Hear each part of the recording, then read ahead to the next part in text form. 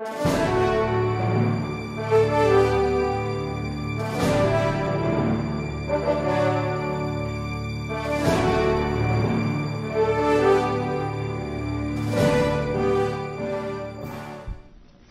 the prosecution with direct examination, the defense with their cross-examination. And this is practically a recall of this witness. And in accordance with the rules of court, this must bear the authority or the imprimatur of the court involved, Your Honor. We have not seen, much less be served with any motion for the recall of this witness, stating the purpose therefore, and why is there a necessity of the recall of this witness. So this is practically a violation of the rule on procedure and evidence, Your Honor. And we cannot affix our stamp of approval or concurrence to this kind of illegality or infirmity of a judicial proceeding, Your Honor. Your Honor, if I may say something, Your Honor, please. Just a minute to cut short the discussion, this extended discussion between the prosecution and the Defense. defense. This witness was called here under a subpoena issued by this court because of an interest on the part of a member of this court to ask question from that witness. And it's up to you. But when that witness is placed on the witness stand, if you want to ask question or on the witness or not, but at that point you have to identify whether in asking the question you admit that that witness is your witness while you're asking the question.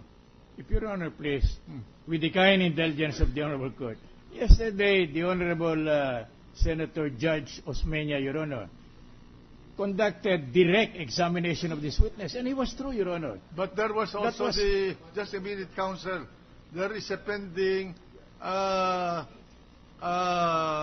desire on the part of the gentleman from Iloilo to propound question to that witness. Only that yesterday, the gentleman from Iloilo, from my recollection, gave the floor to the gentleman from Cebu.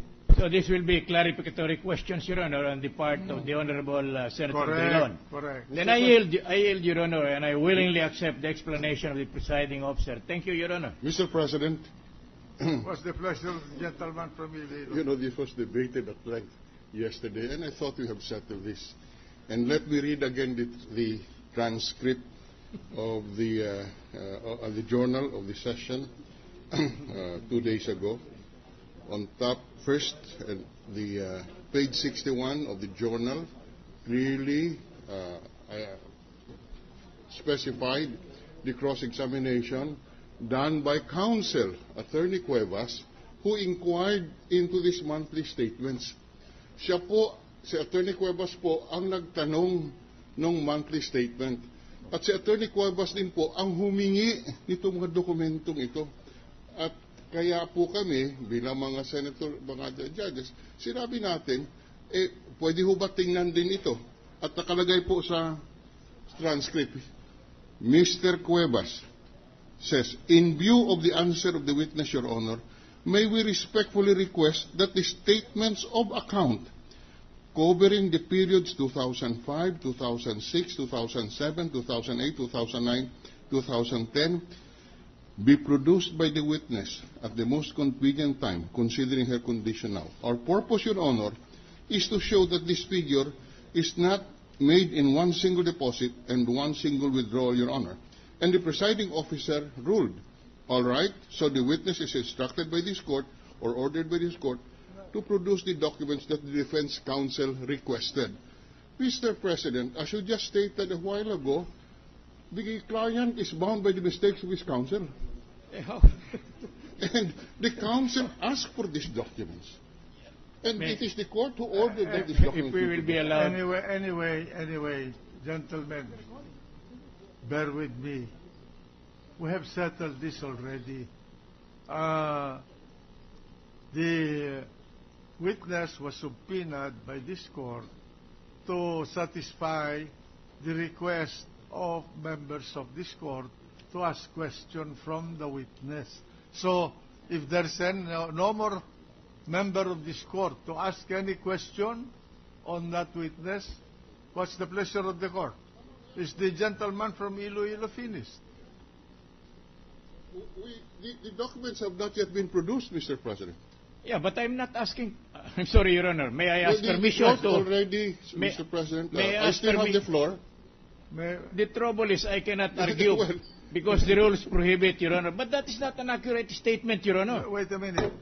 My gentleman from Iloilo, my question is, are you true in asking question from the witness? If not, then I will ask the witness to come to the witness stand. We are not through, Your Honor, All right. because the documents have not yet been produced. All right. Let the witness come to this to the plenary session. Take the witness stand Okay. under the same oath to be questioned by the members who desire to ask questions from her. May we request for the indulgence of the Honorable Court, Your Honor? Proceed.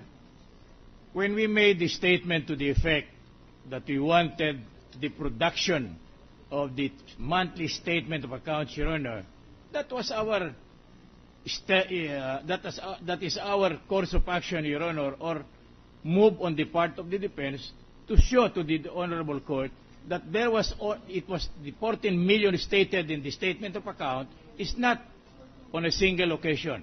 We have at that time not conferred with this matter with the Chief Justice. When we were assured that we have the documents involving, we made the withdrawal, Your Honor. Why will we be compelled merely by the manifestation of a member of this court to produce the same? We will take your manifestation into account when we consider this case finally. Okay, Mr. Counsel. all right. Willing, at the discretion of this court. Anyway, we have filed a motion to that effect, a written pleading, Your Honor, stating why we are already abandoning our plea for the examination of this of the court records, of the bank records, because we have what we wanted to. Why shall we be compelled to continue with our examination of the alleged statement of accounts, Your Honor? That we only place that on record so that we will not be precluded in the future if it is necessary for us to make any definite and categorical explanation on the matter. Thank you, Your Honor. All right, let's proceed with. Where's the witness? Naganak na raw ata. Di ba? Wala akong kasalanan doon, ha? Where is the witness? Ha? Andiyan na? Naganak na raw, eh. Diba?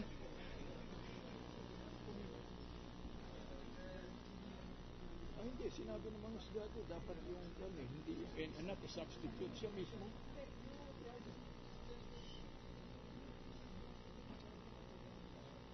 Wala.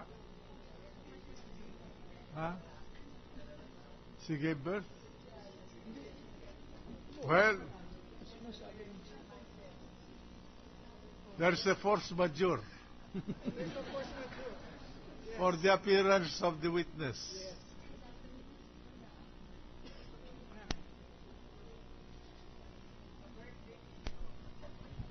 Good afternoon, Your Honor. I am Rosario Jurado Benedicto.